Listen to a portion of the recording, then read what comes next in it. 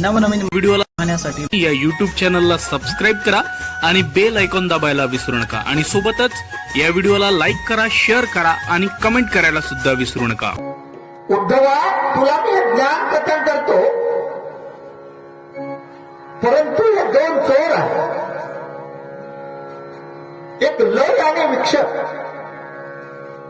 लय म्हणजे तुम्हाला प्रवचनामध्ये एकदा झोप येईल, नाही तर प्रवचन ऐकता ऐकता आपल्याला आपलं मन कुठेतरी भटकत राहील आणि म्हणून सावध रीतीला मी माझे वाढले गाडन तेने मती झाली मुळ, मी आणि माझा हा विषय जोपर्यंत तुझ्याकडे आहे तोपर्यंत तुला हे ज्ञान पचणार नाही, कदाचित करमणूक होईल आणि म्हणून लक्ष देऊन आहे चित्त सुचित्त करावे, बोलणे जीवी धरावे, सावध येऊनी ऐकावे निश्चय, आणि म्हणून चित्ताची शुद्धता कर। संपूर्ण लक्ष तू माझ्याकडे लाव, संपूर्ण लक्ष माझ्या कथनाकडे, माझ्या प्रवचनाकडे लाव। जोपर्यंत तू संपूर्ण 10 इंद्रिया प्रवचनामध्ये लावणार नाही तोपर्यंत तुला ते ज्ञान घडणार नाही। आणि म्हणून गोविंद महाराज वर्णन करतात, सर्व इंद्रियाचे करुणी आकार, सर्व इंद्रियाचे करुणी आकार, सर्व इंद्रियाचे करुणी आकार, सर्व इंद्रियाचे करुणी आकार, ऐका सावधान गोविंद म्हणे, ऐका सावधान गोविंद म्हणे, सर्व इंद्रियाचे करुणी आकार, सर्व इंद्रियाचे करुणी आकार, सर्व इंद्रियाचे करुणी आकार, ऐका सावधान गोविंद म्हणे, ऐका सावधान गोविंद म्हणे, सर्व इंद्रियाचे करुणी आकार, सर्व इंद्रियाचे करुणी आकार, सर्व इंद्रियाचे करुणी आकार। आणि म्हणून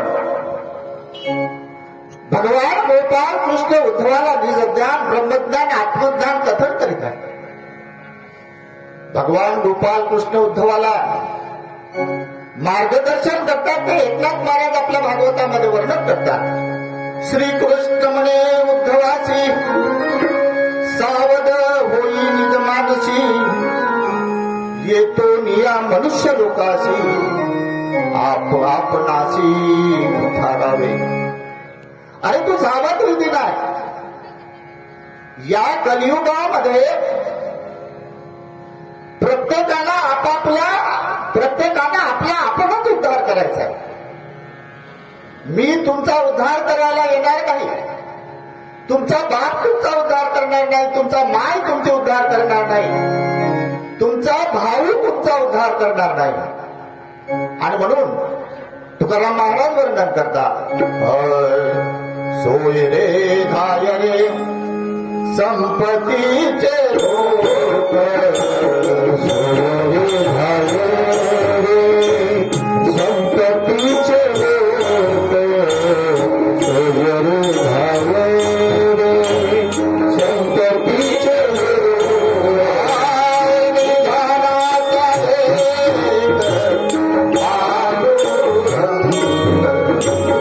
निधानाचा एक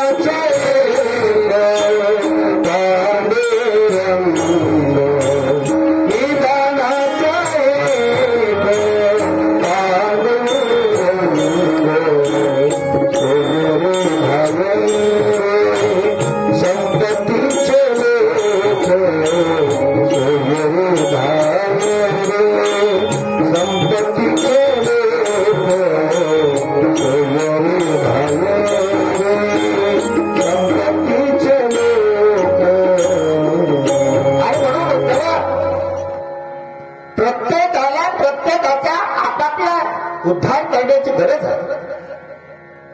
आणि म्हणून भागवतामध्ये एक ओवी आहे, दुर्लभम मनुष्य देह नाम क्षणभंगरुहा तत्रापि दुर्लभम मन्य वैकुंठ प्रिय दर्शन. मनुष्य देह दुर्लभ आहे. चार खाणी चार वाणी जीव 84 लक्ष जीव योनी भोगत भोगत भोगत भोगत हा जीवात्मा या मनुष्य देहामध्ये आला. गोविंद स्वामी महाराज वर्णन करतात, राहट मालिका फिरे दैच्या परी, राहट मालिका फिरे दैच्या परी, राहट मालिका फिरे दैच्या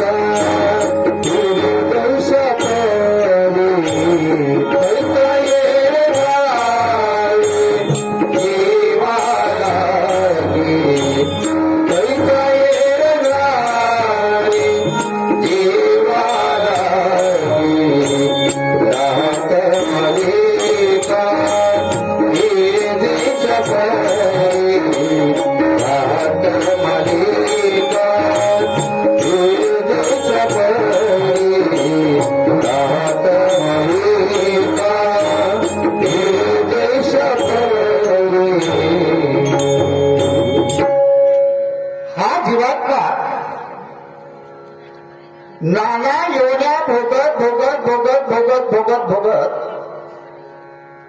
या मनुष्य देहामध्ये आला. आपण तो एक पंचकरणामध्ये आंधळ्याचा दृष्टांत आहे. एक आंधळा होता, तो एका गावामध्ये राहत होता.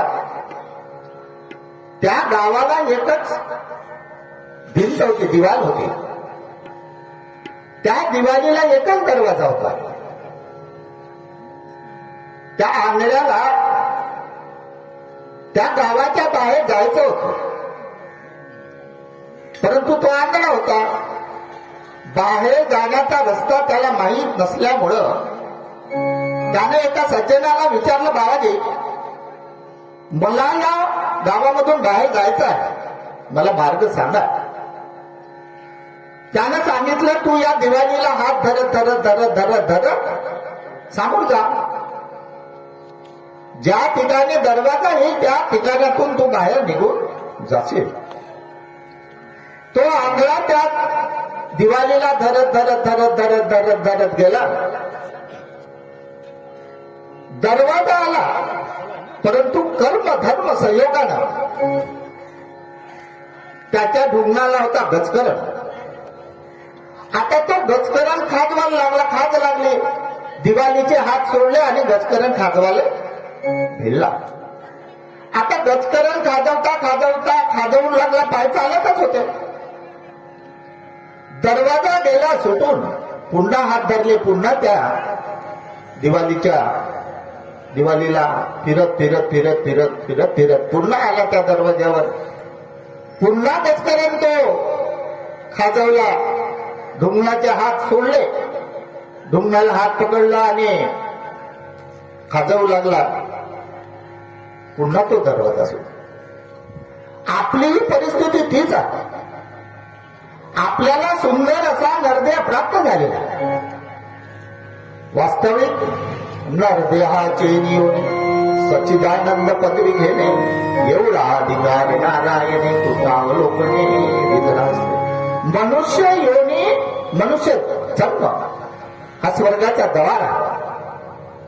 आणि या देहामध्ये आल्यानंतर आपण जर तो आपला गजकरण खाजवत त्याच बसलो तर आपल्याला तो मोक्ष बघायला कधी पावता येणार.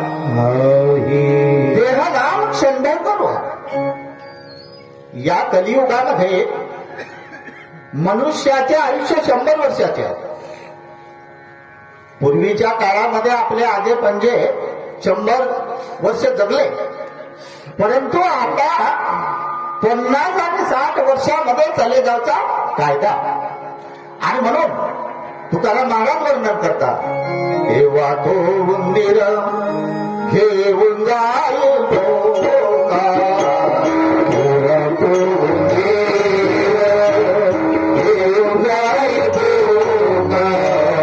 तेव्हा तो उंदीर घेऊन जाईल भोगा. कैसा काळ होता वाट पाय. कैसा काळ होता वाट पाय. तेव्हा तो उंदीर घेऊन जाईल भोगा. तेव्हा तो उंदीर घेऊन जाईल भोगा. तेव्हा तो उंदीर घेऊन जाईल भोगा. कैसा काळ होता वाट पाय. कैसा होता वाट पाय. तेव्हा तो उंदीर घेऊन जाईल भोगा. तेव्हा तो उंदीर घेऊन जाईल भोगा. तेव्हा तो उंदीर घेऊन जाईल भोगा. आणि म्हणून काय वाट पाहता आपण आपला आयुष्य असाच खर्च करीत आहोत. आणि म्हणून पाप पुण्य समसमी कैच मिळेगा कर्मभूमी. जई पडे विषमी तई स्वर्गी गाती नरकी.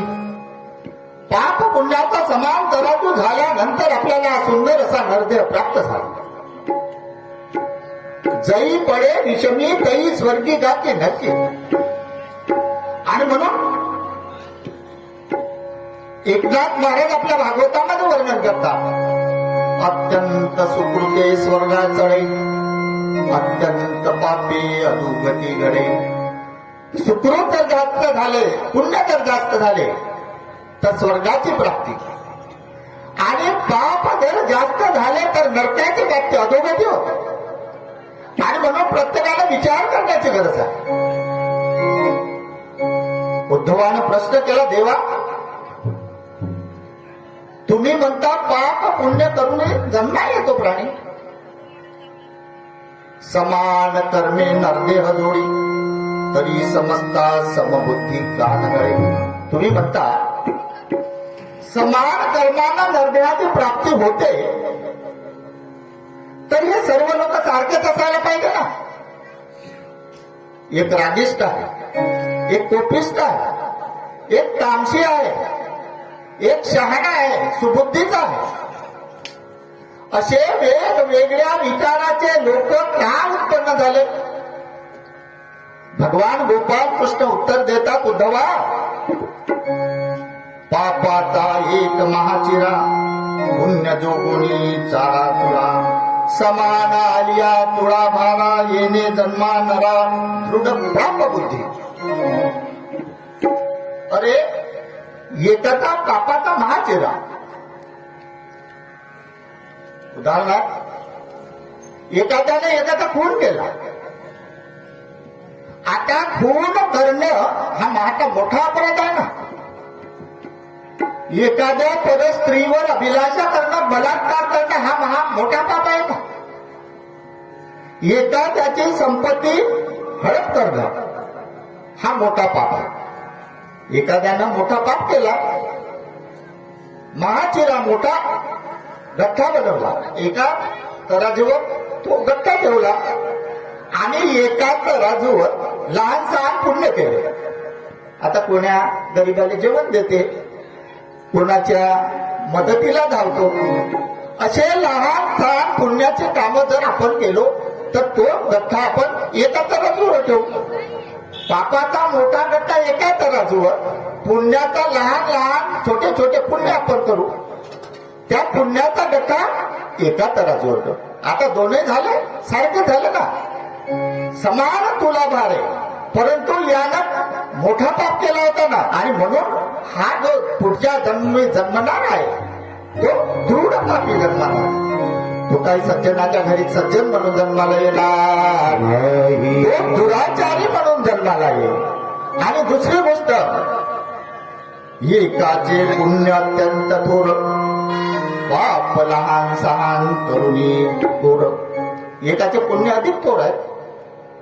कोणी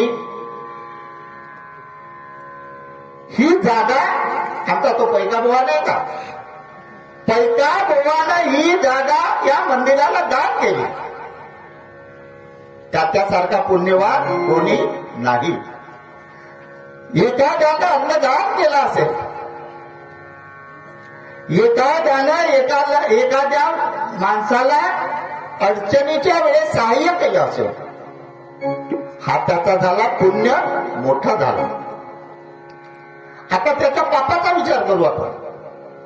आता त्याने लहान लहान पाप केले असते, कोणाला शिबी दिली असेल, कोणाला एक झापण मारलं नसेल, कोणाचा कोंबडा मारला नसेल, कोणाचा काही केला असेल, हा त्याचा पाप एका तराजूवर ठेवा आणि हा पुण्याचा भाड्या एका तराजूवर ठेवा. आता पुढच्या जन्मात कोण काय म्हणून जन्मतो? पुण्यवान म्हणून जन्मेल.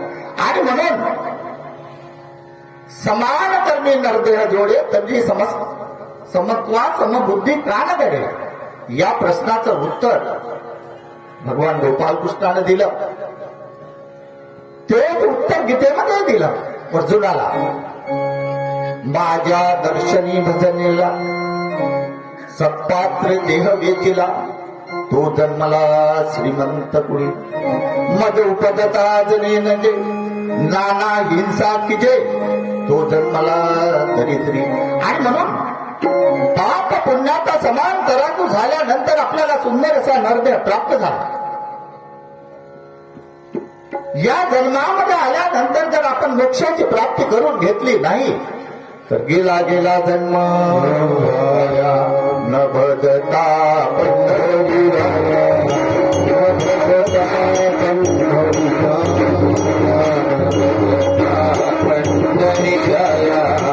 न भजता पंढरीराया, भजता पंढरीराया, न भजता पंढरीराया, न भजता पंढरीराया, न भजता पंढरीराया. अरे म्हणून भगवंताने सृष्टी निर्माण केली. चार खाणी चार वाणी, जीव 84 लक्ष जीव योनी निर्माण केला. आयुष्यात सजुनी नाना योनी, मागे पाहे परतुनी, तव निजात्म प्राप्ती लाभोनी, नदीशे कोणी अधिकारी. ब्रह्मदेवाने सृष्टी निर्माण केली.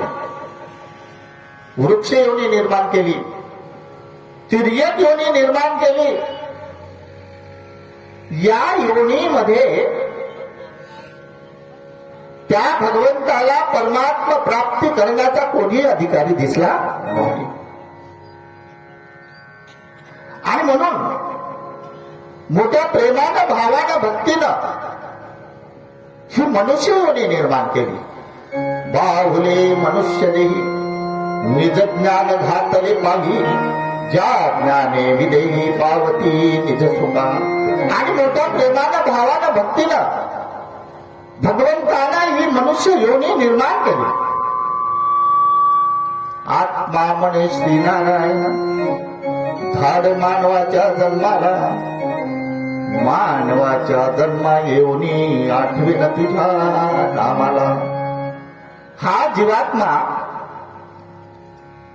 आईच्या गर्भामध्ये असताना त्या परमेश्वराला विनंती करीत होता, देवा, अरे देवा, अरे देवा, मला जन्माला घाल.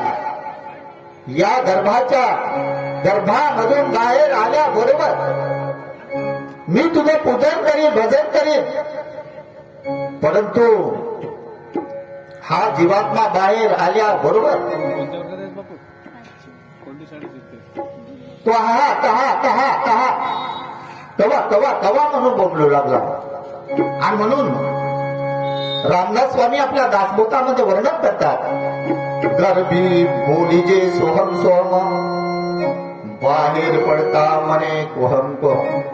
गर्भामध्ये असताना हा जीवात्मा सोहम सोहम म्हणत होता, परंतु गर्भाच्या बाहेर आल्या बरोबर कोहम कोहम कोहम कोहम असा बेमार झाला.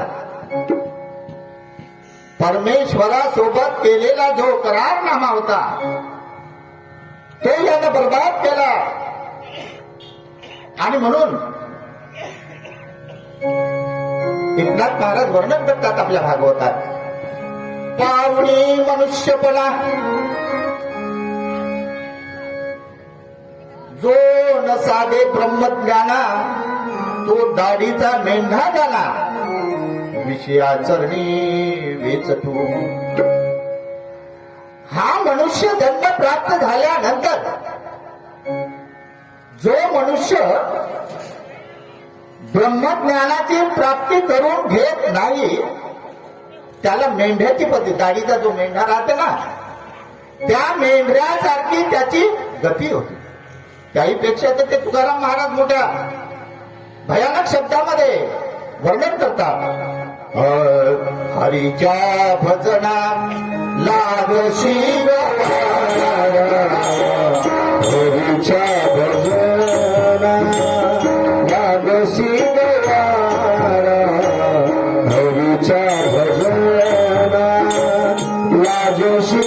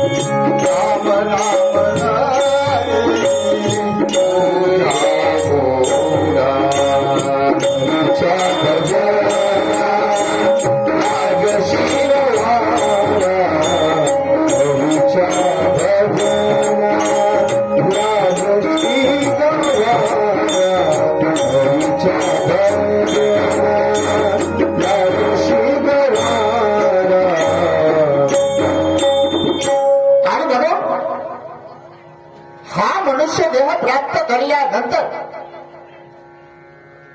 जर आपण परमेश्वराचं भजन केलं नाही, पूजन केलं नाही, गेला गेला जन्म आणि म्हणून मनुष्य देहाचे जीवन सच्चिदानंद पदवी घेणे एवढा अधिकार नारायणे कृपावलोकनी.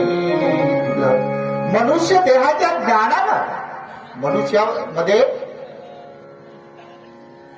परमेश्वरानं ज्ञान दिले. तुम्हा आम्हाला ज्ञान अगोदरच दिलं. तो ज्ञान विकत आणण्याची गरज नाही, इकडे तिकडे खरेदी करण्याची गरज नाही. परमेश्वर प्राप्तीचं ज्ञान प्रत्येकालाच आहे, परंतु परमेश्वर प्राप्तीचं ज्ञान परमेश्वर प्राप्ती करता न खर्च करता आपण ते ज्ञान इकडे तिकडे कुठेही खर्च केलं तर आपल्याला ते मोक्ष पदाची पावती कधी मिळणार.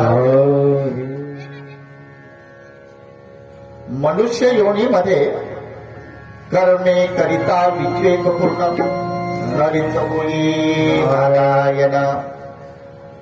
कर्मे करिता विवेकपूर्ण. कर्म हे विवेकानं विचाराने करायचं आहे आणि म्हणून कर्म करण्याचं स्वातंत्र्य या मनुष्य योनीला भगवंतानं दिलेलं आहे. तुकाराम महाराज वर्णन करतात, तुका म्हणे उघडा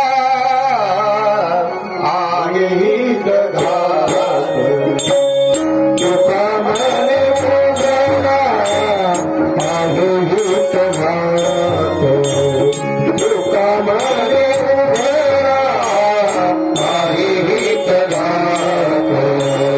सयाचे उचित तेची खरी, जयाचे उचित तेची खरी, तुका म्हणे उघडा आहे ही जगात, तुका म्हणे उघडा आहे ही जगात, तुका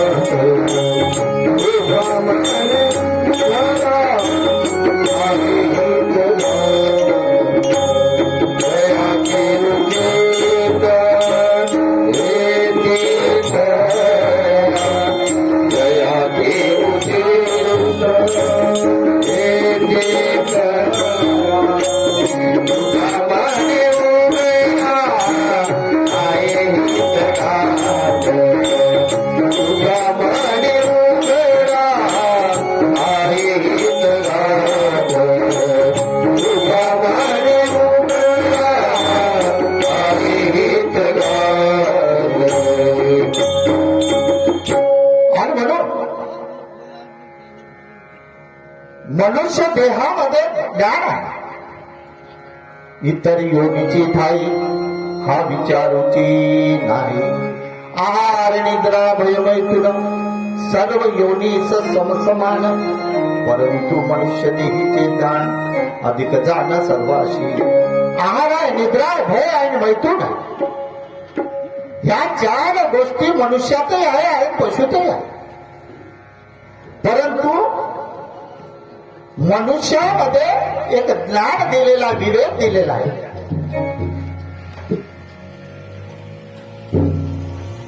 आणि या मनुष्य देहामध्ये आल्यानंतर आज करीन, उद्या करीन, परवा करीन, निर्वा करीन जर आपण म्हणत बसलो, एकनाथ महाराज वर्णन करतात ना, मनुष्य देही ब्रह्मज्ञान पुढील जन्मी मी करेन, तो म्हणे तो नागवला जाण सोली व अज्ञान त्यापासे. आज करीन, उद्या करीन, परवा करीन असा जो म्हणत असत तो त्याचा अज्ञान आहे, एकनाथ महाराज वर्णन करतात. आणि म्हणून पाहुणे मनुष्य देह भरवा, पुरुषार्थाची न करी परवा, तो जाण आत्महत्यारा करा, भोगी अखंड 84. हा मनुष्य देह प्राप्त केल्यानंतर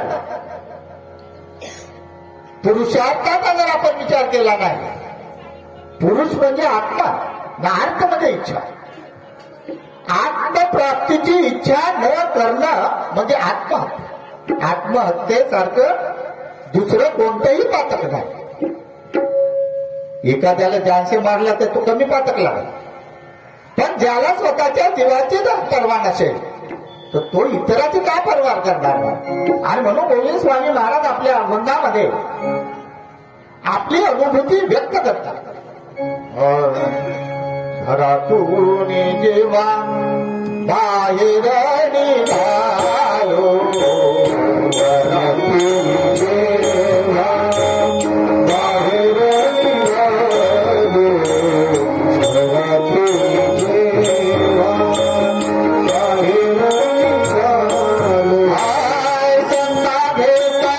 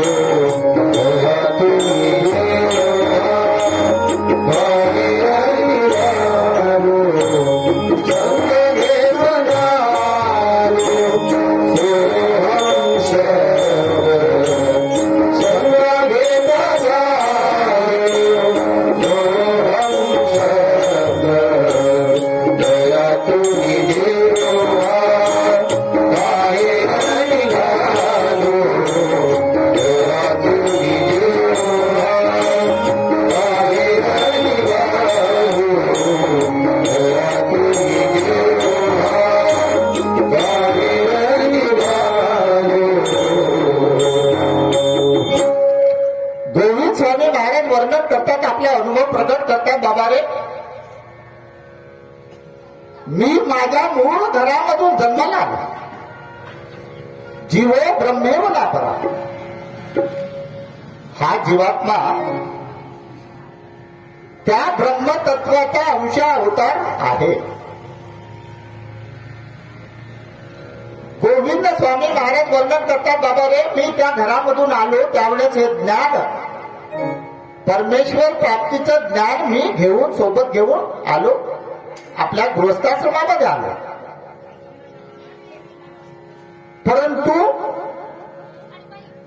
या संसारामध्ये आल्यानंतर, मी माझ्या कुटुंबामध्ये आल्यानंतर, मी माझ्या संसारामध्ये गर्क झालो. सहजासहज येऊनी या गेलो, येता विसरलो स्वरूपाशी. मी कशाकरता आलो हे विसरलो. मी कोण आहे हे विसरलो. माझं काय कर्तव्य आहे हे विसरलो. त्यावेळेस माझा गुरु गणेशराय महाराज हे माझ्या प्रपंचामध्ये आले आणि म्हणू लागले, अरे गोविंदा, तुझा जन्म असल्या प्रपंचामध्ये, संसारामध्ये गर्क राहण्यासाठी झाला नाही. तू चल माझ्या बरोबर. सद्गुरूने माझा हरुणी हात, सद्गुरूने माझा हरुणी हात, सद्गुरूने माझा हरुणी हात, सद्गुरूने माझा हरुणी हात.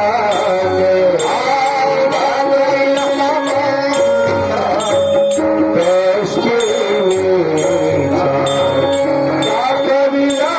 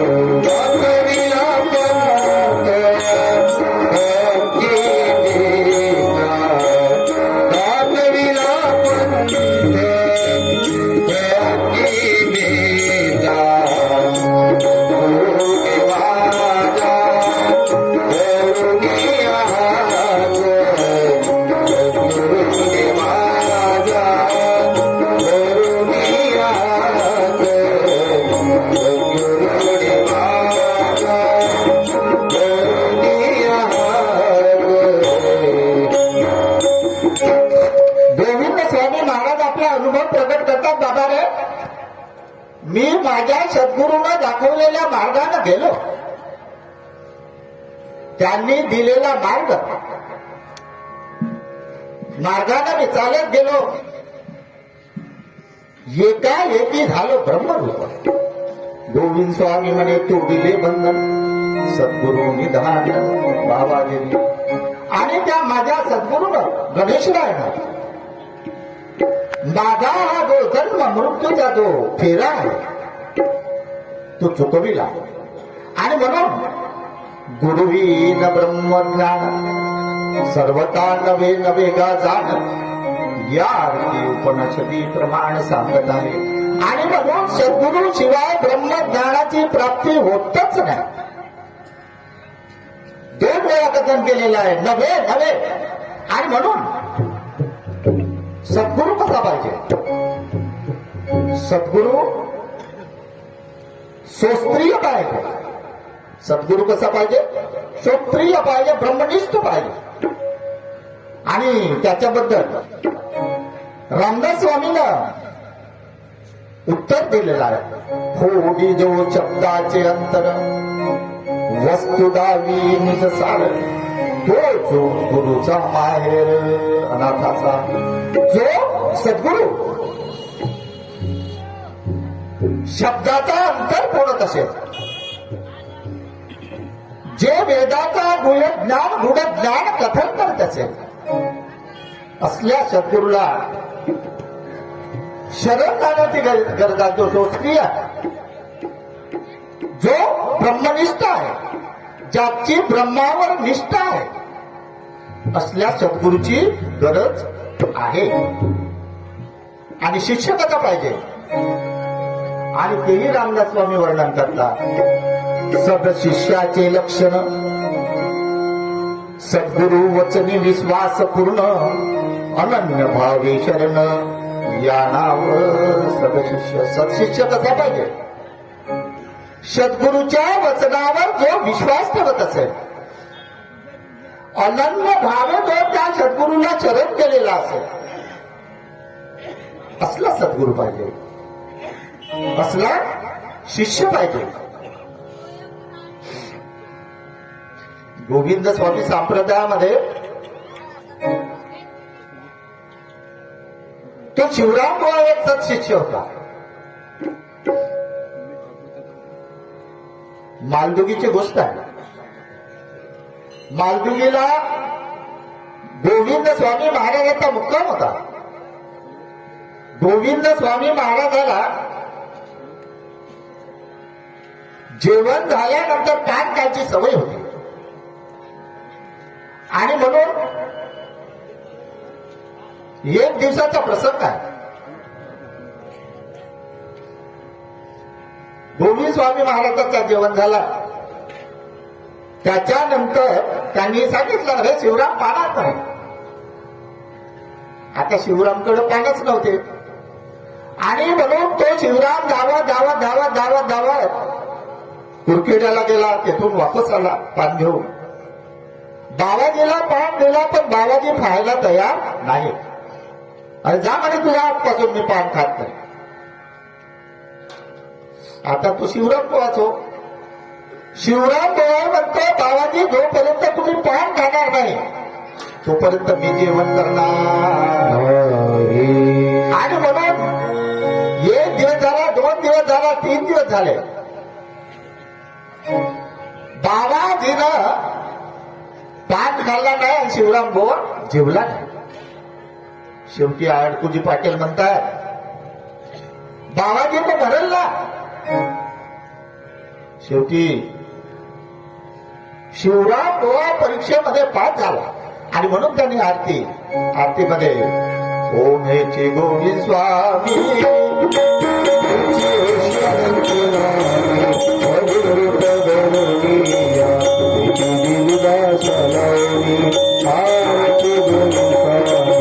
गुरु ब्रह्मानंद तुम्ही पंचाती वाणी तो ज्योतिला निरंजनी भारती गोविंद स्वामी. आणि म्हणून शिक्षकाचा पाहिजे काया वाचा म्हणे जो विनटला गुरुवागणे त्याचे एवढे संसार धरणे अलीकडे. कायेनं वाचेनं मनानं जो सद्गुरूला आपल्या शरण गेलेला असेल त्याचा संसार धरण संसार परमार्थ आणि प्रपंच दोन्ही पार तो सद्गुरू लावतो. आणि म्हणून सद्गुरू गेल्यानंतर त्याच्याकडून महावाक्याचा उपदेश करून घेणं आपला आद्य कर्तव्य. आणि म्हणून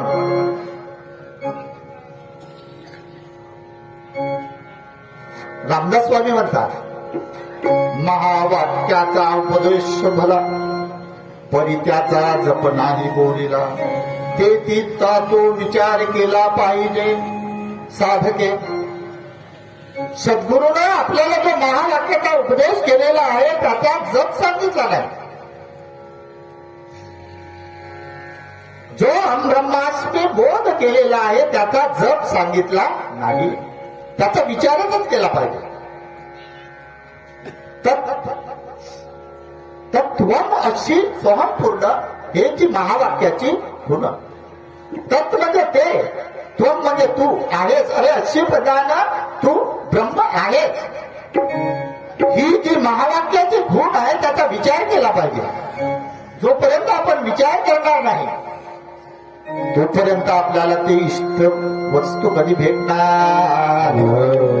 आणि म्हणून शुद्ध सात्विका विन झाले महावाक्याचे श्रवण ते गान गाणे हाट गाण्याचे. आणि शुद्ध भूमी तोपर्यंत आपली होत नाही. हा देह शुद्ध झाला पाहिजे ना. हा अंतकरण शुद्ध झाला पाहिजे. जोपर्यंत आपला अंतकरण शुद्ध होणार नाही तोपर्यंत गुरुने केलेला तो बीज मंत्र जी बिजाई आहे ती वापरणार नाही. आपण साधी जरी बिजाई पेरायचा जर काम केला तर परा करावा लागते, परतन करावं लागते, त्याच्यातला कचरा काढावा लागते, त्याच्यामध्ये खात टाकावं लागते. या सगळ्या गोष्टी केल्यानंतर त्याला आपण परत भरतो. त्या ठिकाणी कचऱ्यामध्ये जर आपण घाण टाकले तर कचरा होईल ना. आणि म्हणून तुमचा जो अंतकरण आहे जोपर्यंत आपला अंतकरण शुद्ध होत नाही तोपर्यंत तो बीज मंत्र कधी पड. आणि म्हणून ज्याला विठ्ठल मात्रा घ्यावी त्याने पथ्य सांभाळावे. नाही पैसे आळशीच जगावे. तुकडोजी महाराज म्हणतो ना, नाही तुम्हाला नाही पटत ना हा तर असेच जगा ना. आणि म्हणून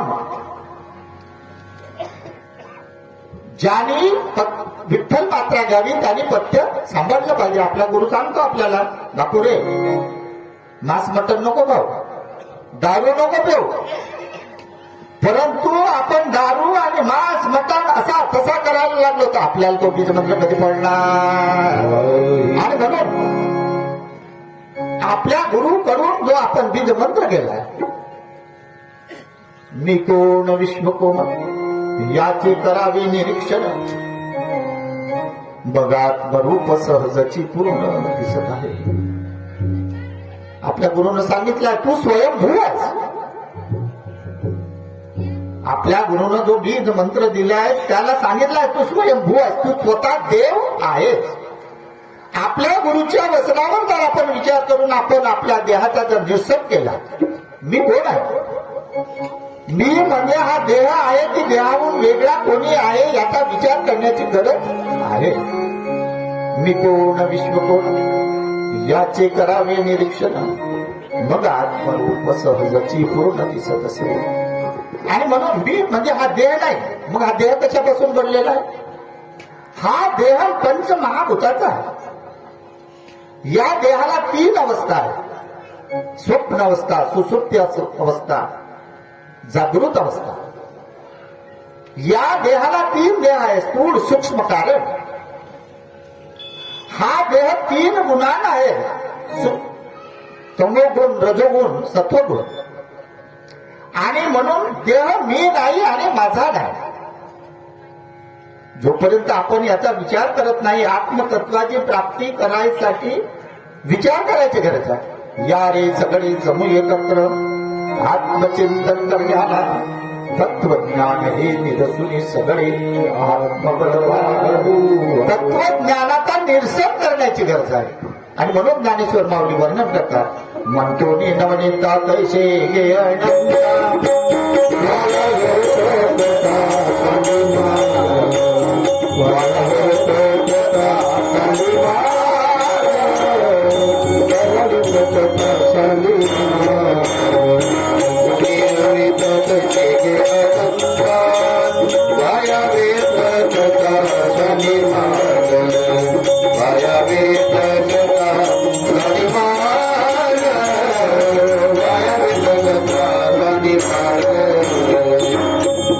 आणि म्हणून मंथन करण्याची गरज आहे. मी कोण विश्वकण याचे करावे निरीक्षण, मग आत्मरूप सहजाची पूर्ण दिसता. या देहाचा विचार करण्याची गरज आहे. आणि म्हणून रामदास स्वामींना एक उदाहरण दिलेलं आहे. फळा वडील सुमणे, सुमना वडील पाने, पाना वडील अनुसंधाने, कास्त्यावरी. एक फूल फळ आहे. याचा आपण विचार करू. या फळाचा बाप कोण? तर फूल. फळ फुलापासून झाला. फूल कशापासून झाला? फुला वडील पाने. फुलाचा वडील कोण आहे? पाने. पाना वडील अनुसंधाने काष्ट्यावर. पानाचा वडील कोण आहे? फोड आहे. फोडाचा वडील कोण आहे? मुळी आहे, मूळ आहे. मुळाचा वडील कोण आहे? काष्टा वडील मुळ्या बारीक. काष्टाचा जो फोडाचा जो बाप आहे तो मुळ्या आहे, मुळा आहे. आता मुळाचा बाप कोण? ही पृथ्वी आहे. या पृथ्वीचा बाप कोण? पाणी आहे. या पाण्याचा बाप कोण? तेज आहे. तेजाचा बाप कोण? आकाश, वायू आहे. वायूचा बाप कोण? आकाश. आपली पद्धत कोणापर्यंत गेली? आकाशापर्यंत गेली. आपण पाहत पाहत पाहत परब्रह्माला पाहत पाहत पाहत त्या आकाशापर्यंत गेलो. आणि यही आहे ब्रह्म, यही आहे ब्रह्म. हाच भगवान आहे, हाच भगवान आहे. आपण रामदास स्वामी वर्णन करतात, दृश्य अवघे ओलांडले, अदृश्य सुनत्री पडले, ब्रह्म म्हणून मुरडले तेथून मागे. हाच ब्रह्म आहे, हाच ब्रह्म आहे, हाच ब्रह्म आहे. परंतु ब्रह्म ते दानावे आकाशासारी. ब्रह्म ते दानावे आकाशासारी, ब्रह्म ते जानावे आकाशासारी. सत्य ते स्वरूप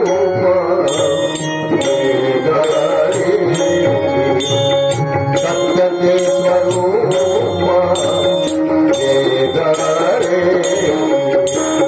ब्रह्म ते जानावे आकाशासारी. ब्रह्म ते जानावे आकाशासारी. ब्रह्म ते जानावे आकाशासारी.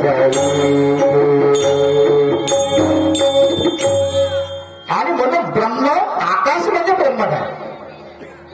आकाशाचाही तत्व आणि आत्म्याचा तत्व एकच आहे. जसा आकाश निर्लेप आहे, असंत आहे. आकाश कसा आहे?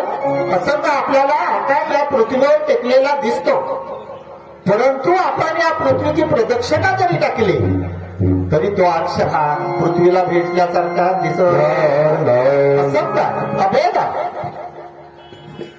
या आकाशाला कितीही मारा करा, तोफाचा मारा करा, बाणाचा मारा करा, कशाही काही मारा करा, परंतु आपण आकाशाचा भेदन करू शकत.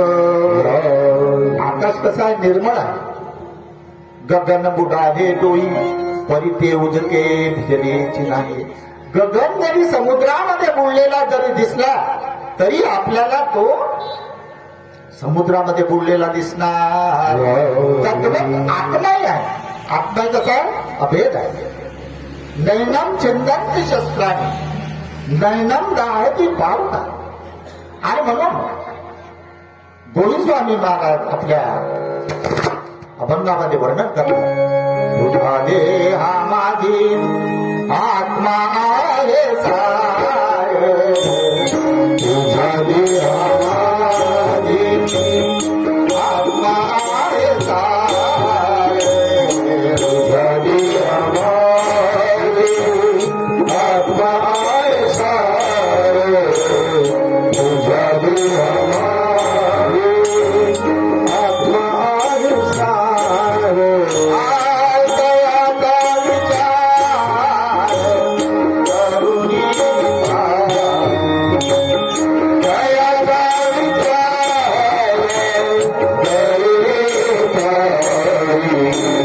तुझा देहा माझी आत्मा आहे सार.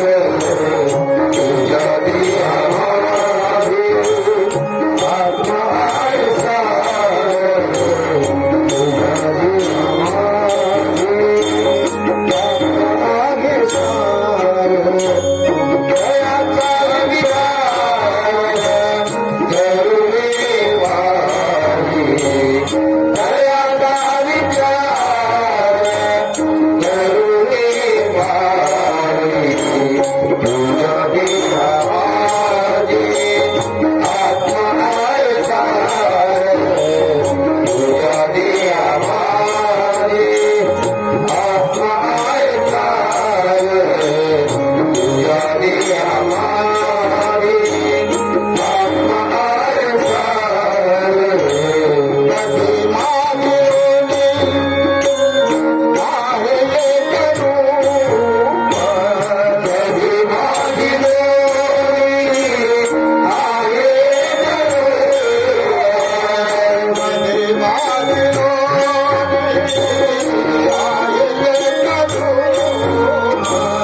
कधी मागिलो आहे कैसे आत्मरूप तुझ माझे. कैसे आत्मरूप तुझ माझे. तुझा देहा माझी आत्मा आहे सार. तुझा देहा माझी आत्मा आहे सार. तुझा देहा माझी आत्मा आहे सार. दयाचा विचार करुणे वारी. दयाचा विचार करुणे वारी. तुझा देहा माझी आत्मा आहे सार. तुझा देहा माझी आत्मा आहे सार. तुझा देहा माझी सबस्क्राईब करा आणि बेल आयकॉनवर क्लिक करायला विसरू नका. लाईक करा आणि शेअर करा.